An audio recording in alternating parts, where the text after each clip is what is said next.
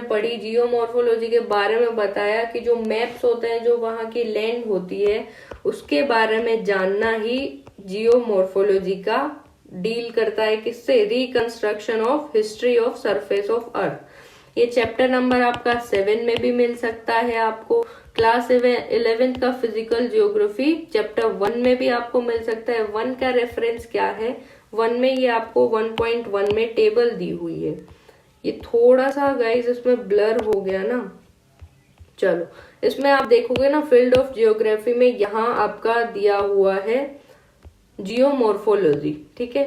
तो यहाँ से भी हो सकता है ये सोल्व, और आपका ये चैप्टर नंबर 7 क्लास 11th की जो बुक है यहाँ से भी आपका सोल्व हो जाता है ये। नेक्स्ट देखते हैं हम लोग क्वेश्चन नंबर 18th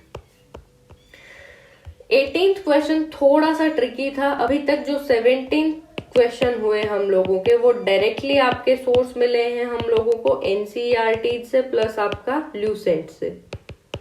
लेकिन जो 18th क्वेश्चन है बच्चों, इसमें हम लोग ना जिन्होंने पढ़ा था नहीं पढ़ा था वो लोग भी इतना एलिमिनेट कर सकते थे कि जो शरावती रिवर्स है उसके ऊपर जोगफाल से, ठीक है, एक स्टेटमेंट हम लोगों को मिल जाता कि ये करेक्ट है, क्योंकि ये हमने पढ़ा 11th क्लास की जो इंडिया फिजिकल एनवायरमेंट है उसमें पेज नंबर आपका 28। इसमें क्वेश्चन पूछा था कि जो गैरसोपा जोग फॉल्स है वो कौन सी रिवर पर है। इसके साथ में इसके शरावती रिवर्स के बारे में भी, शरावती रिवर के बारे में बताया। उस टाइम हम लोगों ने सिर्फ इतना पढ़ा, हम लोग सिर्फ फर्स्ट स्टेटमेंट इसमें से एलिमिनेट कर सकते थे कि हाँ भाई फर्स्ट स्टेटमेंट आपका करेक्ट है।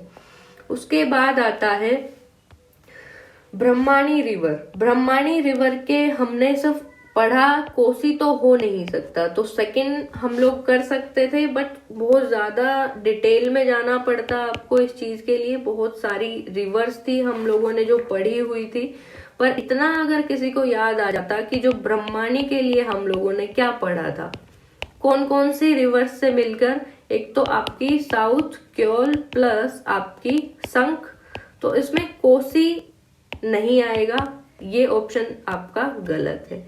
यहां तक हम लोग पढ़ लेते, सेकंड वाला थोड़ा सा अगर दिमाग पर जोर लगाते तो आपको याद आता।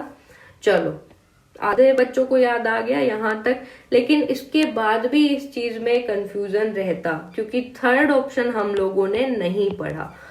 कोई बच्चा अगर वो जो माइंस वाला चैप्टर था 10th क्लास में उससे एलिमिनेट कर पाता कि तिरुनवेली तो है तमिलनाडु में, फिर भी जो ताम्रपर्णी है वो नहीं कर पाता, तुक्का मारता।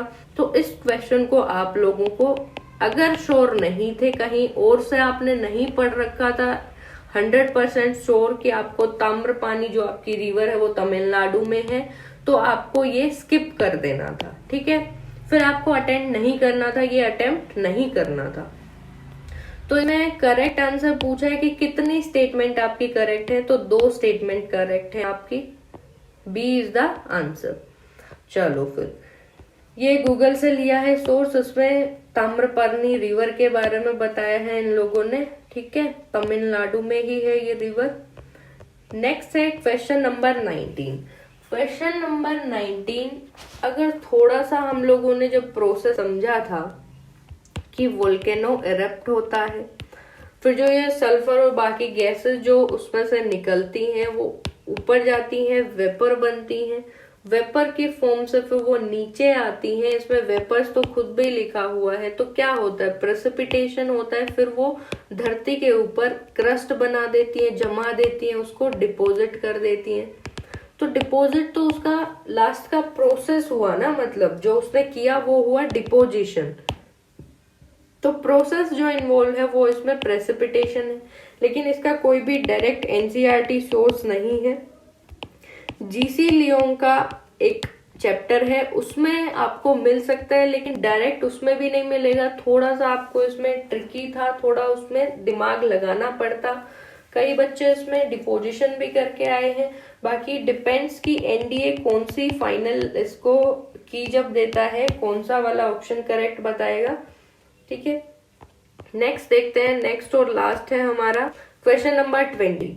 ये भी बच्चों बहुत थोड़ा सा मैं कहूँ तो ये ट्रिकी ही है, आपको ये स्किप कर देना था, क्योंकि इतना हाई लेवल का ना हम लोग एनडीए के लिए पढ़ते हैं, ना कोई पढ़ाता, इतना डीप में नहीं जाना होता।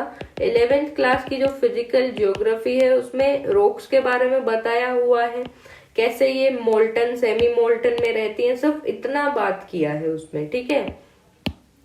तो जो मेटामॉर्फिक है वो मोल्टन या फिर सेमी मोल्टन स्टेट में होती हैं। इतना हम लोग अगर एलिमिनेट करते और फिर भी उसके बाद भी ये चीज हमें याद आनी चाहिए थी, पर ये इतनी एक बहुत ही छोटी सी चीज है, हम लोगों को इतने बड़े क्वेश्चन को देखकर वैसे ही हो जाता है कि भाई ये क्या आ गया, हमने तो कभी पढ़ा नहीं। तो इसमें शायद वो प्रेशर में आपको ना याद आए। तो अगर ये एलिमिनेट कर लेते कि एक्सट्रीमली हार्ड, तो ये वाला ऑप्शन आपका गलत हो जाता। बाकी ऑप्शंस के भी डायरेक्ट कोई रेफरेंस नहीं है आपके एनसीईआरटी में, तो इसीलिए मैंने बोला इसको अगर स्किप भी कर देते बच्चों तो कोई इशू नहीं था। तो चलो यहाँ ज्योग्राफी आपकी कंप्लीट हुई। हम एक बार देख लेते हैं कि कौन से उससे कितने क्वेश्चन आए आपके। तो 20 क्वेश्चन देखे हम लोगों ने, 20 आउट ऑफ 18 हम लोग डायरेक्टली सोल्व कर पाते हैं, तो वेल एंड गुड। क्योंकि हम देखें अगर तो एनसीईआरटी कौन कौन सी है इसमें एनसीईआरटी आपकी 11th की है, 12th की है आपकी, एक 10th से है, ल्यूसेंट से है, प्लस आपके मैप से, 2 आपके मैप से है, एक 2 लगा लो चाहे एक, वो उससे भी सोल्व होता है, पर डायरेक्टली एक तो आपका डेट वाला है ल्यूसेंट से। 10th क्लास की एनसीईआरटी से है आपका विनोदा भावे वाला, ठीक है, एक 10th क्लास की एनसीईआरटी से। 12th क्लास की 2 एनसीईआरटी, 11th की 2, एक तो इंडिया फिजिकल एनवायरनमेंट, एक है फंडामेंटल्स ऑफ फिजिकल ज्योग्राफी। तो इंडिया फिजिकल वाली से रिवर वाला सिर्फ जोग फॉल्स है, हमने शरावती रिवर्स पर देखे, वो सोल्व होता है। फिजिकल जियो से आपके आए हैं 7 क्वेश्चन। 12th की इंडिया पीपल इकोनॉमी है आपकी, इंडिया पीपल इकोनॉमी, इससे आए हैं आपके 5 क्वेश्चन। दूसरी आती है fundamentals of human geography, human geo से आए है आपका 1 क्वेश्चन, ठीक है।